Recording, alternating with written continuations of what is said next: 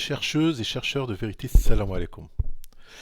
Je vais consacrer cette vidéo à un verset qui est le 4,43 concernant le bain rituel.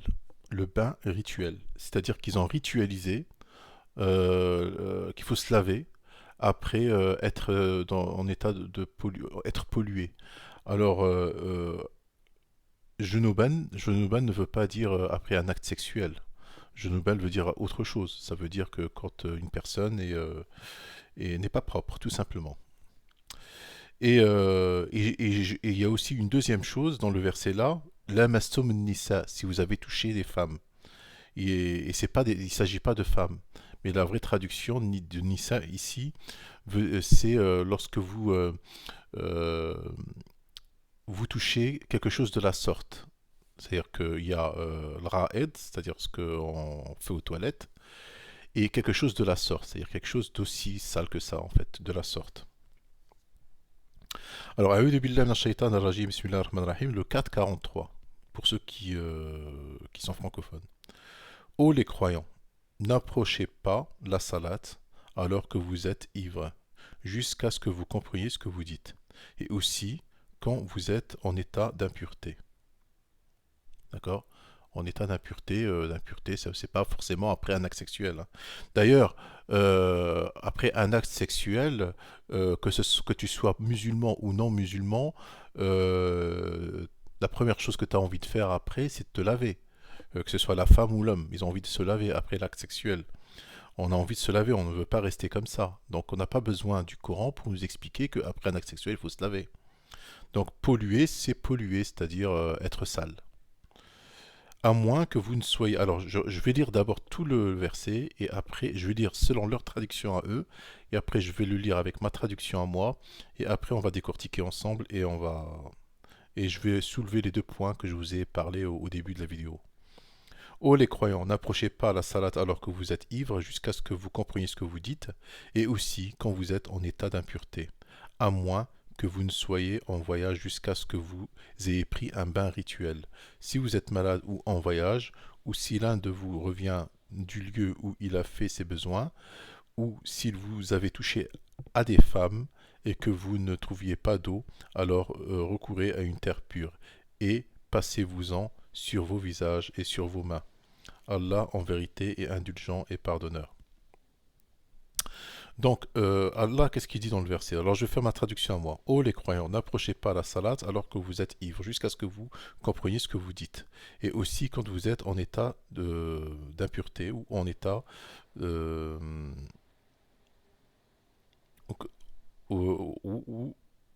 et aussi quand vous n'êtes pas propre. À moins que vous ne soyez en voyage jusqu'à ce que vous ayez pris un bain. Il n'y a pas le mot rituel. Le mot rituel, je le supprime. Jusqu'à ce que vous ayez pris un bain. Ou jusqu'à ce que vous vous êtes lavé. Vartasilo. Vartasilo, il s'agit de se laver. Alors, vartasilo, c'est jusqu'à ce que vous... c'est pas un bain. Jusqu'à ce que vous vous êtes lavé. Voilà, c'est ça ma vraie traduction à moi. Jusqu'à ce que vous êtes lavé. Alors, je le redis, à moins que vous ne soyez en voyage, jusqu'à ce que vous êtes lavé. Si vous êtes malade ou en voyage, ou si l'un de vous revient du lieu où il a fait ses besoins, ou si vous avez touché quelque chose de la sorte, et que vous ne trouviez pas d'eau, alors recourez à une terre pure, et passez-vous-en sur vos visages et sur vos mains. Allah en vérité est indulgent et pardonneur. Donc, Nisa, moi je l'ai traduit par quelque chose de la sorte. Et le mot rituel, je l'ai supprimé. Le mot bain rituel, je l'ai supprimé. J'ai marqué, j'ai mis à la place jusqu'à ce que vous êtes lavé. Donc, il y a des femmes arabophones, des femmes qui ont rejeté le Coran, juste parce que le Coran a été mal compris. Vous pouvez pas imaginer les dégâts que ça peut faire, une mauvaise traduction ou une mauvaise compréhension de certains versets. Il y a des femmes dans le monde arabo-musulman qui ont rejeté l'islam parce que le mot daraba a été traduit par frapper, alors que le mot daraba en langue arabe, en langue coranique, en langue arabe, daraba ça veut dire frapper, d'accord? Mais en langue coranique ça veut dire séparer.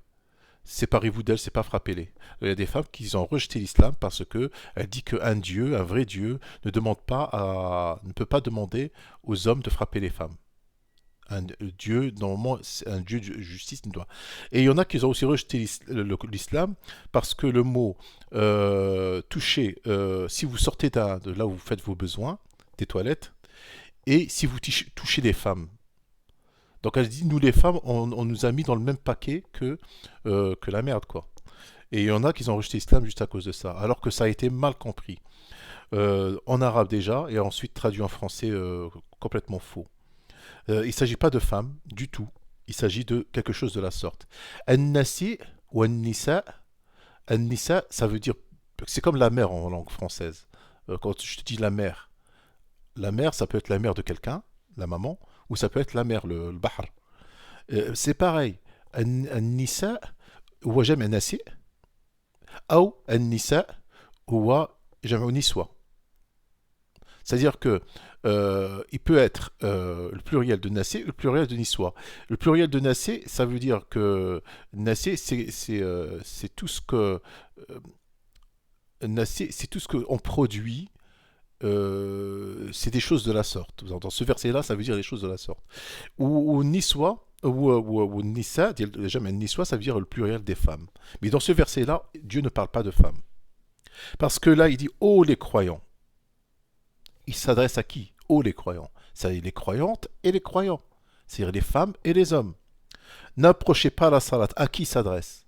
Aux femmes et aux hommes. Alors que vous êtes ivres jusqu'à ce que vous, hein, jusqu'à la fin, jusqu'à vous êtes pollués. Donc il s'adresse aux femmes et aux hommes. Euh, c'est pas logique qu'il parle que des femmes dans ce verset-là. Donc voilà, je relis encore une dernière fois. On est à 7 minutes, oui.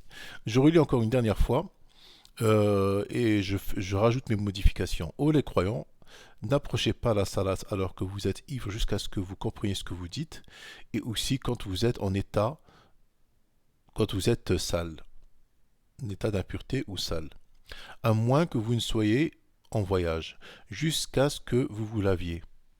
Si vous êtes malade ou en voyage, ou si l'un de vous revient du lieu où il a fait ses besoins, ou si vous avez touché quelque chose de la sorte et que vous ne trouviez pas d'eau, alors recourez à la terre pure et passez-vous-en sur vos visages et sur les mains. Allah en vérité est indulgent et pardonneur. À savoir qu'ils ont ritualisé, chez les hadithistes, ils ont ritualisé, c'est-à-dire que tu dois faire le wudu al-kbir, le grand wudu, c'est-à-dire tu dois te laver les mains, le visage avec de l'eau et tout ça, et tu dois te laver la partie droite d'abord, la partie gauche d'abord, 3 fois à droite, 3 fois à gauche, 3 fois devant, 3 fois derrière, et tu dois faire, bon, ils ont ritualisé alors que ça n'existe pas dans le Coran. Dans le Coran, Allah te demande d'être propre. Il te demande de te laver, c'est tout. Maintenant, si tu veux rester une demi-heure sous la douche, si tu veux le faire 10 fois, ça te regarde. Si tu veux juste te mouiller et ressortir, bon, à partir du moment que tu t'es lavé, maintenant, chacun selon ça. Et ritualiser quelque chose que Allah n'a pas ritualisé, c'est une forme d'association.